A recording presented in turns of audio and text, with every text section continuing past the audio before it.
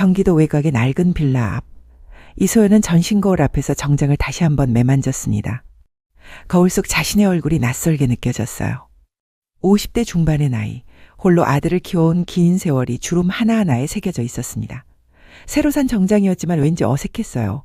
몸에 맞지 않는 옷을 입은 것처럼 불편했습니다. 괜찮을까? 마음속에서 불안이 자꾸만 올라왔어요. 오늘 만날 사람들은 강남에 사는 부유한 집안이었습니다.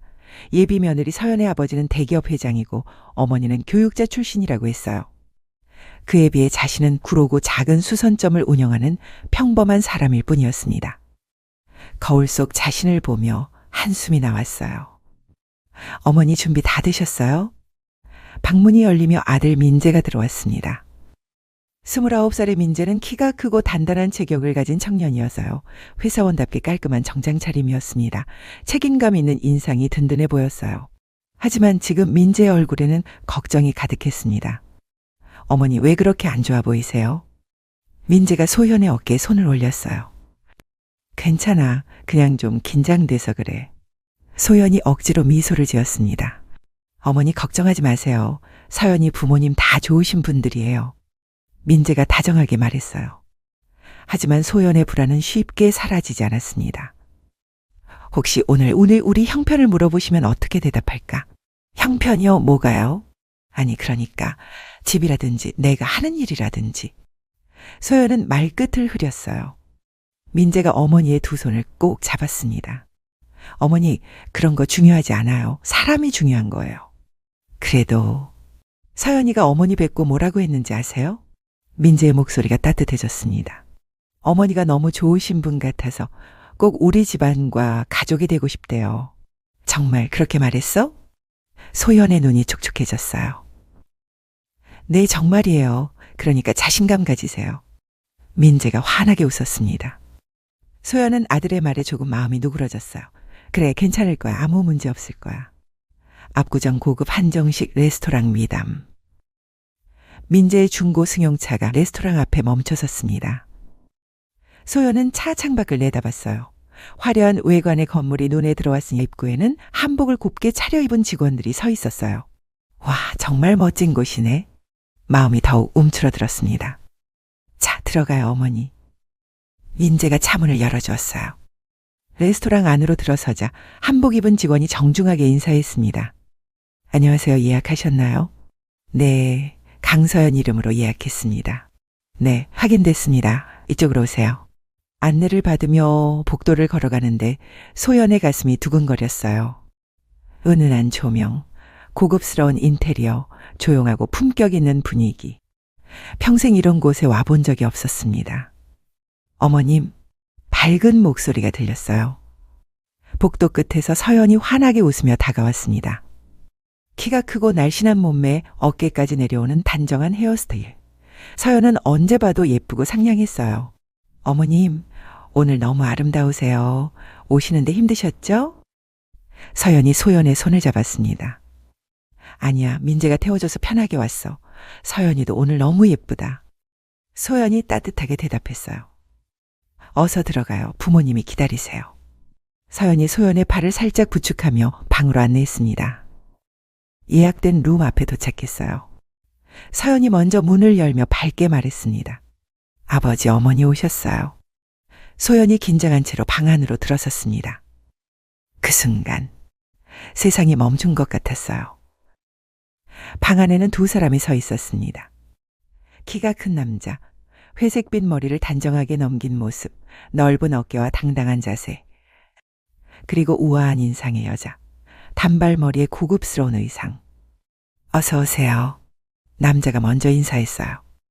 민재가 정중하게 고개를 숙였습니다. 안녕하세요, 아버님. 소연도 따라서 깊이 고개를 숙였어요. 안녕하세요. 그때였습니다. 서로 고개를 들어 인사를 나누는 순간 소연과 남자의 눈이 마주쳤어요. 소연의 온몸이 얼어붙었습니다. 아니. 남자의 얼굴이 창백하게 변했어요. 입술이 떨리기 시작했습니다. 남자가 말을 더듬었어요. 소연도 아무 말을 할 수 없었습니다. 그저 그 자리에 굳은 채로 서 있을 뿐이었어요. 방 안의 분위기가 급격히 이상해졌습니다. 여보?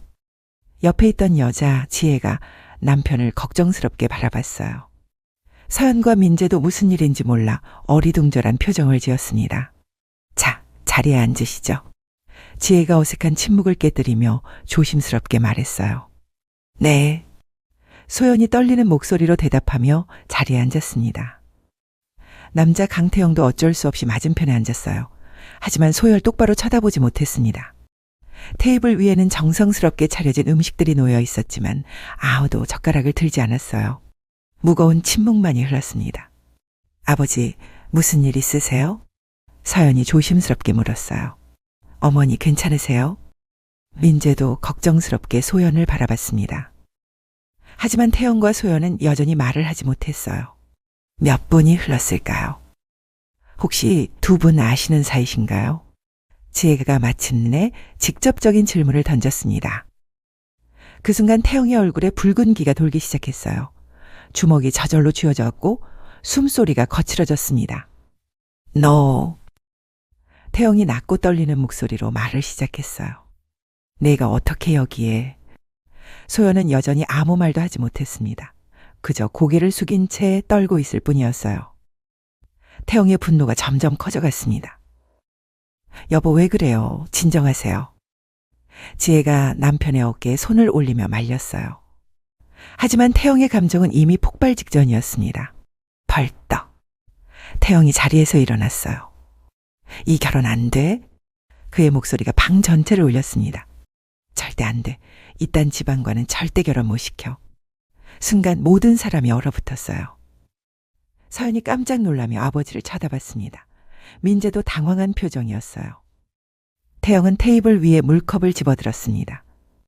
그리고 주저없이 소연에게 뿌렸어요. 으악! 차가운 물이 소연의 얼굴과 정장에 쏟아졌습니다. 소연이 작은 비명을 지르며 뒤로 물러섰어요. 새로 산 정장이 흠뻑 젖었고 화장이 번지기 시작했습니다. 아버지! 서연이 충격받아 소리쳤어요. 민재가 급히 어머니를 부축했습니다. 여보, 왜... 지혜도 완전히 당황하며 남편을 말렸어요. 하지만 태영의 분노는 끝나지 않았습니다. 이 더러운 곳에서 당장 나와. 태영이 아내와 딸에게 소리쳤어요. 여보 왜 그러세요? 나와, 당장. 태영이 지혜의 손을 거칠게 잡아당겼습니다. 아버지 왜 그러세요? 서연이 눈물을 글썽이며 아버지를 바라봤어요. 너도 빨리 나와. 태영은 딸의 손까지 잡아당겼어. 서연은 젖은 채로 떨고 있는 소연을 걱정스럽게 바라봤어요. 하지만 어쩔 수 없이 아버지를 따라 나갔습니다. 쾅! 문이 3개 닫혔어요. 방 안에는 소연과 민재만 남았습니다. 소연은 물에 젖은 채로 그 자리에 서 있었어요. 온몸이 떨렸습니다. 젖은 것은 중요하지 않았어요. 오랫동안 잊고 살았던 과거가 이렇게 갑자기 찾아온 것이 너무 충격적이었습니다. 어머니 괜찮으세요? 민재가 어머니를 안아주며 위로했어요. 소연은 아무 말도 하지 못한 채 눈물만 흘렸습니다. 집으로 돌아오는 길은 지옥 같았습니다. 운전대를 잡은 민재의 얼굴은 하얗게 굳어 있었어요. 소연은 물에 젖은 채로 창밖만 바라보고 있었습니다. 차 안에는 축축한 습기와 무거운 침묵만 흘렀어요. 민재는 백미러로 어머니를 힐끗힐끗 확인했습니다. 평생 그렇게 강인했던 어머니가 이렇게 초라한 모습을 보인 건 처음이었어요. 가슴이 찢어질 것 같았습니다. 하지만 무슨 말을 해야 할지 알 수 없었어요. 잠시 후 집에 도착했습니다. 어머니, 옷부터 갈아입으세요. 감기 걸리겠어요. 응, 그래야겠다. 소연이 힘없는 목소리로 대답하며 방으로 향했어요. 잠시 후 소연이 방에서 나왔습니다. 여전히 얼굴이 창백했어요. 젖은 머리카락을 대충 수건으로 말린 흔적이 역력했고 화장을 지운 얼굴에는 깊은 피로가 새겨져 있었습니다. 소연은 거실 소파에 털썩 주저앉았어요. 민재는 어머니 맞은편에 조심스럽게 앉았습니다. 서로 아무 말도 하지 않은 채 몇십 분의 시간이 흘렀어요. 마침내 민재가 입을 열었습니다. 어머니, 대체 무슨 일이에요? 민재의 목소리가 떨렸어요. 강 회장님과 아는 사이세요? 소연의 어깨가 미세하게 떨렸습니다. 그게... 소연이 입을 열었다가 다시 닫았어요. 민재는 어머니가 말할 때까지 기다렸습니다. 어머니, 천천히 말씀하세요. 그 따뜻한 목소리에 소연의 마음이 조금 누그러졌어요. 깊은 숨을 들이쉬고 천천히 입을 열었습니다. 전 남편이야. 네. 강태영은 나의 전 남편이야. 그 순간 민재의 세상이 무너져 내렸습니다. 뭐라고요? 민재의 목소리가 떨렸어요. 어머니의 전 남편이라고요? 그래. 소연이 고개를 끄덕였습니다. 민재는 소파에서 벌떡 일어났어요. 거실을 이리저리 걸어다니기 시작했습니다. 이럴 수가, 어떻게 이럴 수가 있어요? 민재의 목소리가 점점 높아졌어요. 어머니, 제 친아버지는 아니잖아요. 그죠? 그 질문에 소연이 고개를 끄덕였습니다. 맞아, 우리 사이엔 아이가 없었어. 민재는 다시 소파에 털썩 앉았어요. 눈이 빨갛게 충혈되어 있었습니다. 어머니, 그럼 결혼은 할 수 있는 거 아니에요? 소연이 놀란 표정으로 아들을 바라봤어요. 뭐라고? 저와 서연이가 결혼하는 거 말이에요. 법적으로 저희가 결혼을 못할 이유는 없잖아요. 민재의 목소리에 간절함이 배어 있었습니다. 하지만 소연의 표정은 점점 어두워졌어요. 아들아, 미안하다. 소연의 목소리가 떨렸습니다. 내가 사실 그 사람에게 큰 죄를 지었어. 아마 그쪽에서는 무슨 일이 있어도 결혼을 반대할 거야. 죄요? 무슨 죄를 지었는데요? 소연은 고개를 저었어요. 그 과거는 너무 아팠습니다. 아들에게 말할 수 없었어요. 그건 너무 복잡한 일이야. 어머니. 민재가 소파에서 벌떡 일어났습니다. 대체 무슨 일인데요? 저한테 솔직히 말해보세요. 제가 중간에서 잘 해결할게요. 아니, 민재야. 이건 내가 해결할 수 있는 문제가 아니야. 어머니. 민재의 목소리가 떨렸어요. 저 서연 없으면 못 살아요. 제 인생에서 가장 소중한 여자라고요. 소연이 고개를 들어 아들을 바라봤습니다. 민재의 눈에는 눈물이 고여 있었어요. 어머니는 모르세요. 서연이가 제게 얼마나 소중한지. 민재가 주먹을 꽉 쥐었습니다. 소연의 가슴이 찢어지는 것 같았어요. 이제 와서 갑자기 이러면 저희는 어떡하라고요. 민재가 더 이상 말을 잇지 못했습니다. 고개를 깊숙이 숙이고 어깨를 떨었어요. 소연은 아들에게 다가가고 싶었습니다. 안아주고 싶었어요. 하지만 어떤 위로의 말도 할 수 없었습니다. 정말 미안하다. 그것이 소연이 할 수 있는 유일한 말이었어요. 민재가 고개를 들었습니다. 눈물로 범벅이 된 얼굴로 어머니를 바라봤어요. 그럼 어떡해요? 서연이를 포기하라는 거예요? 소연은 대답하지 못했습니다. 대답할 수 없었어요. 민재는 어머니를 한참 바라보다가 돌아섰습니다. 무거운 발걸음으로 자신의 방으로 향했어요. 민재야. 소연이 불렀지만 민재는 돌아보지 않았습니다. 쾅! 방문이 닫히는 소리가 집안에 울려 퍼졌어요. 그날 이후 집안의 분위기는 지옥으로 변했습니다. 민재는 방에서 나오지 않았어요. 소연이 문을 두드려도 대답이 없었습니다. 민재야, 밥 먹어라. 아들아, 회사 늦겠다. 아무런 대답이 없었어요. 소연은 문 앞에서 한참을 서 있다가 포기하고 돌아섰습니다. 둘째 날도 셋째 날도 똑같았어요.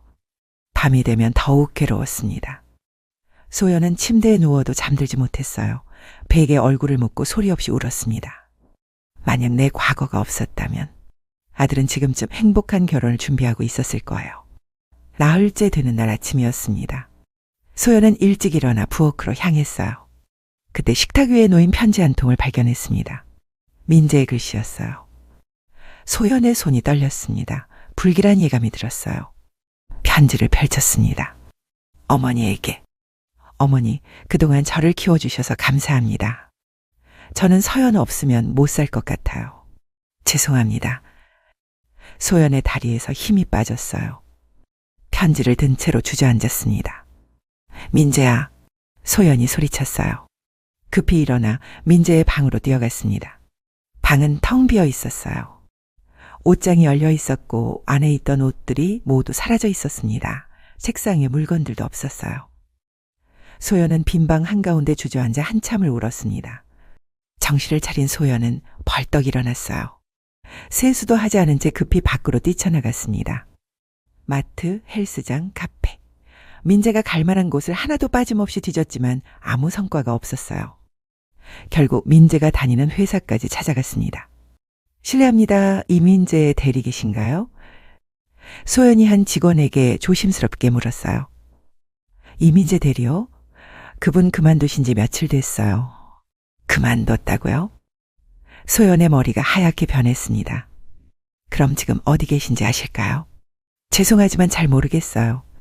소연은 절망감에 휩싸였어요. 아들이 회사까지 그만뒀다는 건 정말로 완전히 떠나겠다는 뜻이었습니다. 무거운 발걸음으로 회사를 나온 소연은 마지막 희망으로 서연에게 전화를 걸었어요. 따르릉 따르릉. 신호음이 길게 울렸지만 받지 않았습니다. 두 번째 시도도 마찬가지였어요. 소연은 그 자리에 무너져 내렸습니다. 빌딩 로비 한 구석에 주저앉아 오열했어요. 집으로 돌아오는 길은 더욱 고통스러웠습니다. 지하철 안에서도 집으로 올라가는 계단에서도 눈물이 멈추지 않았어요. 거실 소파에 털썩 앉은 소연은 절망에 빠졌습니다. 이제 난 어떻게 살아야지? 그때 갑자기 휴대폰이 울렸어요. 소연은 깜짝 놀라며 휴대폰을 집어들었습니다. 민재니? 하지만 화면에 뜬 이름은 민재가 아니었어요. 전화를 받는 순간 분노에 찬 남자의 고함 소리가 들렸습니다. 이소연. 소연의 온몸이 얼어붙었어요. 그 목소리를 알아봤습니다. 강태영이었어요. 너 뭐야? 너희 아들이 꼬드겨서 우리 딸이 집을 나갔잖아. 저도 어떻게 할 거야? 당장 책임져. 당장 찾아서 데려오라고. 소연의 머리가 더욱 하얗게 변했습니다. 가슴이 찢어질 듯 아팠어요. 정말 미안해요. 저도 지금 찾고 있어요. 조금만 기다려주세요. 소연이 떨리는 목소리로 사정했습니다. 하지만 태영은 더 이상 듣지 않았어요. 뚝! 전화가 끊어졌습니다. 소연은 한동안 휴대폰을 든 채로 멍하니 서 있었어요. 모든 것이 무너져 내리는 것 같았습니다. 밤이 깊어갔지만 소연은 잠들 수 없었어요. 창밖을 바라보며 눈물만 흘렸습니다. 민재야, 어디 있니? 제발 무사해라. 긴 밤이 지나갔습니다. 2000년 봄 홍대 앞. 시간이 거슬러 올라갑니다. 25년 전의 봄. 홍대 앞 낡은 건물 3층에 작은 스튜디오가 있었어요. 테일러 K라는 간판이 붙은 곳이었습니다. 문을 열고 들어가면 작은 공간 가득 원단과 스케치북, 재봉틀이 놓여 있었어요. 그곳에서 두 사람이 밤을 새우며 일하고 있었습니다. 33세 태영. 키가 크고 날렵한 체격에 눈빛만큼은 야망으로 가득했어요. 디자인 학교를 졸업하고 자신의 브랜드를 시작한 지 1년째였습니다. 28의 소현. 긴 머리를 뒤로 묶고 손에는 연필을 쥐고 있었어요. 독학으로 디자인을 배운 그녀의 스케치북에는 아름다운 드레스들이 그려져 있었습니다. 이거 어때? 소연이 스케치북을 태영에게 내밀었어요. 태영의 눈이 반짝였습니다. 완벽해. 정말 완벽해. 태영이 소연을 끌어안았어요. 당신은 천재야. 진짜 천재라고. 소연이 수줍게 웃었습니다. 과찬이에요. 그냥 떠오른 대로 그린 건데. 아니야. 당신의 감각은 특별해. 태영이 소연의 손을 잡았어요. 우리 꼭 성공할 거야. 약속해. 그 시절 두 사람은 가난했지만 행복했습니다. 작은 스튜디오였지만 꿈으로 가득했어요. 몇 달이 지났습니다. 어느 날 태영이 흥분한 얼굴로 스튜디오에 들어왔어요. 소연아, 큰일 났어. 소연이 깜짝 놀라 고개를 들었습니다. 무슨 일이에요? 서울 패션위크 신진 디자이너 부문에 선정됐어. 정말요? 소연의 눈이 휘둥그레졌어요. 정말이야. 3주 후에 우리 컬렉션을 발표할 수 있어. 태영이 소연을 들어올리며 빙글빙글 돌았습니다. 두 사람은 기쁨에 겨우 웃고 또 웃었어요. 드디어 기회가 왔네요. 소연의 눈에 눈물이 맺혔습니다. 이제 시작이야. 이번 기회를 꼭 잡을 거야. 그날부터 두 사람은 더욱 열심히 일했어요. 소연은 밤낮 없이 스케치를 그렸습니다.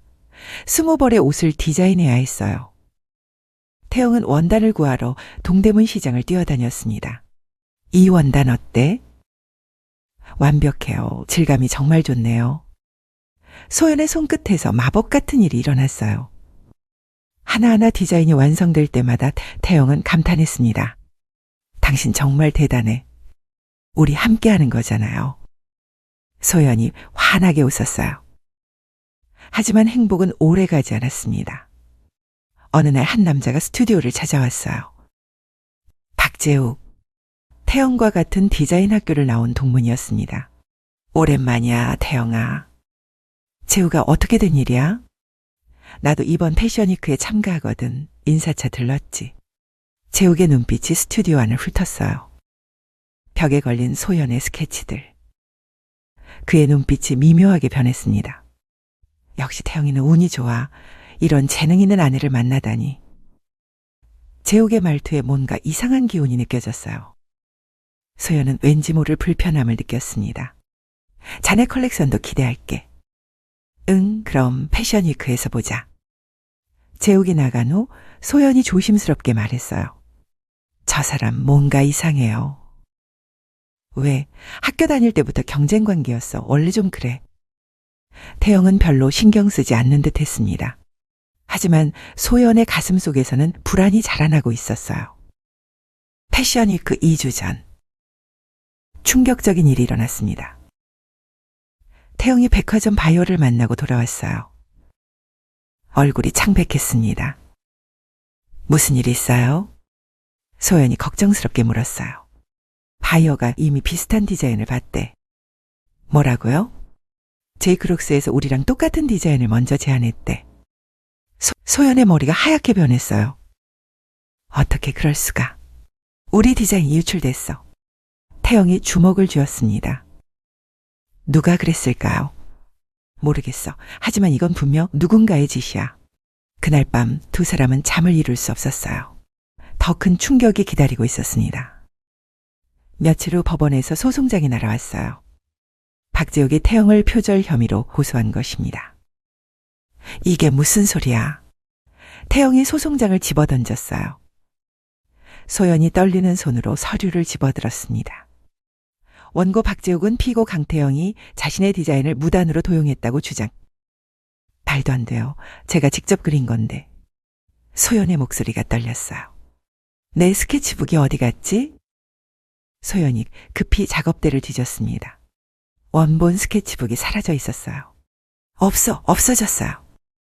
소연의 얼굴이 하얗게 질렸습니다. 그 스케치북만 있으면 증명할 수 있었어요. 하지만 사라졌습니다. 며칠 후 법정. 재욱은 조작된 증거들을 내밀었어요. 날짜가 수정된 스케치 사본들, 거짓 증인들. 이 디자인들은 모두 제가 작년에 만든 겁니다. 재욱이 당당하게 말했습니다. 태영과 소연은 아무것도 할 수 없었어요. 증거가 없었습니다. 그날 밤 스튜디오로 돌아온 두 사람. 소연은 구석에 앉아 울고 있었어요. 어떡하죠? 패션위크는 이틀 남았는데 포기해야 할 것 같아. 태영이의 목소리가 힘없었습니다. 그때 소연이 벌떡 일어났어요. 눈물을 닦으며 단호하게 말했습니다. 아니에요. 뭐? 포기하지 마요. 내가 완전히 새로운 컬렉션을 만들게요. 이틀 만에 20벌을 불가능해. 해볼게요. 소연의 눈빛이 불꽃처럼 타올랐어요. 당신을 믿고 나와 결혼했잖아요. 이번엔 내가 당신을 지킬게요. 그날부터 소연은 잠을 자지 않았습니다. 연필을 쥐고 그림을 그렸어요. 한국의 전통 조각보에서 영감을 받았습니다. 손에서 피가 났지만 멈추지 않았어요. 태영이 커피와 간식을 가져다 주었습니다. 미안해, 당신한테 이런 고생을. 괜찮아요, 우리 함께 이겨내요. 소연이 미소 지으며 다시 일했어요. 이틀 밤낮. 마침내 20벌의 컬렉션이 완성됐습니다. 패션위크 당일. 백스테이지에서 태영과 소연은 손을 꼭 잡고 있었어요. 떨려요. 나도, 하지만 당신이 만든 옷이야. 믿어. 첫 번째 모델이 런웨이로 나갔습니다. 객석이 조용해졌어요. 그리고 박수가 터져 나왔습니다. 와, 정말 아름다워. 저 디자인 좀 봐. 모델들이 하나씩 나올 때마다 박수 소리가 커졌어요. 마지막 모델까지 나가자 관객들이 모두 일어섰습니다. 기립박수였어요. 소연은 그 자리에서 울음을 터뜨렸습니다. 해냈어요. 우리 해냈어요. 태영이 소연을 끌어안았어요. 고마워. 정말 고마워. 쇼가 끝난 후 바이어들이 줄을 섰습니다. 주문하고 싶습니다. 저희 백화점에도 입점해 주세요. 패션 에디터들도 극찬했어요. 이것이 진짜 독창성입니다. 태영과 소연은 꿈을 이룬 듯 했습니다. 그날 밤 두 사람은 플래시 세례를 받으며 사진을 찍었어요. 태영이 소연에게 키스했습니다. 당신이 내 전부야. 나도요. 행복의 절정이었습니다. 하지만 다른 무대에서는 재욱이 혼자 앉아 있었어요. 그의 컬렉션은 평범하다는 평가를 받았습니다. 재욱은 텅 빈 객석을 바라보며 이를 갈았어요. 운이 좋았을 뿐이야면 다음에 내가. 그의 눈빛에 어두운 그림자가 드리웠습니다. 질투, 그리고 비틀어진 욕망. 저 여자만 있으면, 저 재능만 내 것이면. 재욱의 마음속에서 무서운 계획이 자라나기 시작했어요. 그로부터 몇 달, 태영과 소연의 브랜드는 날개를 달았습니다. 강남에 작은 매장을 열었어요. 유명 잡지와 인터뷰도 했습니다. 부부 듀오 디자이너의 성공 신화. 어느 저녁 매장 문을 닫고 집으로 가는 길. 소연이 태영의 발장을 꼈어요. 우리 이제 아기도 가져볼까요? 태영이 환하게 웃었습니다. 좋아, 행복한 가정을 만들자. 정말 꿈 같아요. 이렇게 행복해도 되나 싶어요. 소연의 목소리가 행복으로 가득했어요. 하지만 그들은 몰랐습니다. 그림자가 점점 가까이 다가오고 있다는 것을. 먹구름이 몰려오고 있다는 것을. 곧 폭풍이 몰아칠 것이라는 것을. 그날 밤 멀리서 재욱은 그들의 매장을 바라보고 있었어요. 차가운 눈빛으로. 기다려. 곧 모든 게 내 것이 될 거야. 그의 속삭임이 어둠 속으로 사라졌습니다. 2000년 여름 위기의 시작. 패션위크 성공 후 3개월. 태영과 소연의 브랜드는 빠르게 성장하고 있었어요. 하지만 그날 우편함에서 두꺼운 봉투가 나왔습니다. 법원 도장이 찍혀 있었어요. 태영이 봉투를 뜯었습니다. 얼굴이 순식간에 창백해졌어요. 이게 뭐야? 소연이 급히 다가왔습니다. 무슨 일이에요? 소송장이야 또. 이번엔 더 심각했어요. 박재욱이 대형 로펌을 고용했습니다. 태영의 주요 디자인 5개가 모두 표절이라고 주장했어요. 말도 안 돼요. 소연이 소리쳤지만 증거는 너무 정교했습니다. 며칠 후 더 큰 타격이 왔어요. 언론에 기사가 쏟아졌습니다. 헤일러케이의 조직적 표절 의혹. 포털사이트 실시간 검색어 1위. 소연은 컴퓨터 화면을 보며 눈물을 흘렸어요. 댓글들이 너무 잔인했습니다. 백화점에서 매장 철수 통보가 왔어요. 협찬했던 연예인들도 거리를 두기 시작했습니다. 가장 큰 충격은 그 다음이었어요. 초기 투자자 3명이 동시에 투자금 회수를 요구했습니다. 지금 당장요? 이번 주 안으로요. 태영이 전화를 끊고 주저앉았어요. 은행 대출 상환 독촉, 직원들 월급 체불, 원단업체의 외상대금 독촉. 모든 게 한꺼번에 무너졌습니다. 그날 밤 태영은 술을 마셨어요. 많이 마셨습니다. 내가 뭘 잘못한 거지? 왜 이렇게 되는 거야? 소연은 남편을 바라보며 가슴이 찢어지는 것 같았어요. 며칠 후 채권자들이 스튜디오로 찾아왔습니다. 험악한 얼굴의 남자들. 돈 언제 갚을 거야? 지금은 형편이.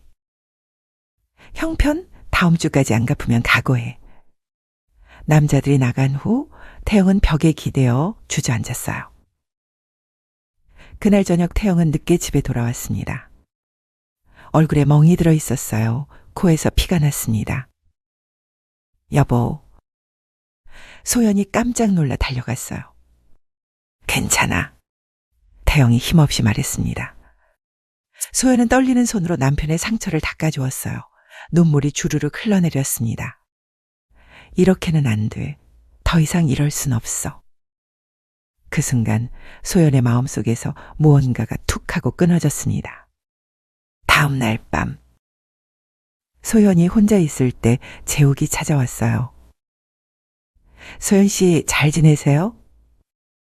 재욱의 목소리는 부드러웠지만 소름이 돋았습니다. 나가세요. 당신 때문에 우리가 이렇게 됐잖아요. 당신의 재능이 아까워서요. 재욱이 한 걸음 다가왔어요. 나와 함께 새 브랜드를 만들어요. 그러면 태영의 모든 빚을 갚아주고 소송도 취하하겠어요. 소연의 심장이 멈추는 것 같았습니다. 당신 미쳤어요? 생각해봐요. 태영이 파산하고 신용불량자가 되는 걸 보고 싶어요? 아니면 채권자들에게 더 맞아서 병원에 실려가는 걸 보고 싶어요? 재욱의 말이 비수처럼 꽂혔어요. 단 하나 조건이 있어요. 태영에게는 절대 진실을 말하지 마세요. 소연은 그날 밤 잠을 이룰 수 없었습니다. 며칠 후 소연은 떨리는 손으로 재욱에게 전화했어요. 알겠어요. 하겠어요. 현명한 선택이에요. 대신 태영은 절대 다치게 하지 마세요. 그리고 진실은 평생 숨겨주세요. 약속하죠. 전화를 끊은 후 소연은 한참을 울었습니다. 그날부터 소연은 연기를 했어요. 태영에게 차갑게 대했습니다. 미안해요. 나 더 이상 힘들어요.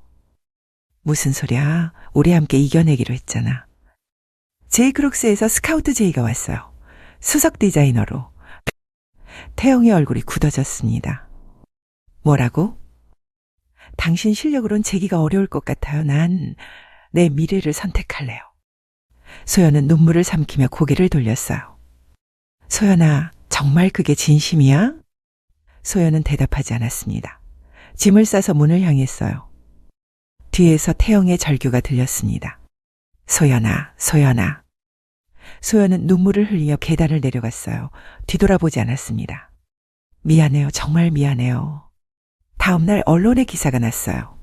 테일러 K의 실세 디자이너 제이 크룩스로 이적. 혜영은 기사를 보며 모니터를 주먹으로 쳤습니다. 며칠 후 혜영의 계좌로 익명의 송금이 들어왔어요. 빚을 갚을 수 있는 금액이었습니다. 표절 소송도 갑자기 취하되었어요. 태영은 이해할 수 없었습니다. 하지만 소연이 자신을 구했다는 것은 전혀 몰랐어요. 소연은 재욱의 아틀리에로 갔습니다. 환영해요. 이제 당신은 내 거예요. 재욱의 웃음소리가 섬뜩했어요. 지하 작업실에 갇혀 하루 16시간씩 일했습니다. 소연이 그린 모든 디자인은 재욱의 이름으로 발표되었어요. 계약이 끝나면 떠날 수 있죠. 넌 평생 여기서 일해야 해. 5년. 긴 시간이 흘렀습니다. 2005년 소연은 재욱의 출장 중에 탈출했어요. 교회로 숨어들어 도움을 청했습니다. 태영을 찾아갔지만 이미 재혼한 상태였어요. 멀리서 행복해 보이는 태영을 보며 소연은 돌아섰습니다. 그래, 이게 맞아. 당신은 행복해졌어. 그 후 소연은 교회 봉사활동으로 보육원을 방문했어요. 구석에 혼자 앉아있는 5살 아이가 눈에 들어왔습니다. 안녕, 나는 소연 이모야. 아이가 처음으로 미소 지었어요. 민재. 소연은 매주 보육원을 찾았습니다. 그리고 마침내 민재를 입양했어요. 이제 엄마가 평생 지켜줄게. 엄마. 민재가 소연을 꼭 안았습니다. 소연은 그날부터 민재를 위해 살았어요. 작은 수선점을 열고 성실하게 일했습니다. 과거는 가슴 깊이 묻었어요.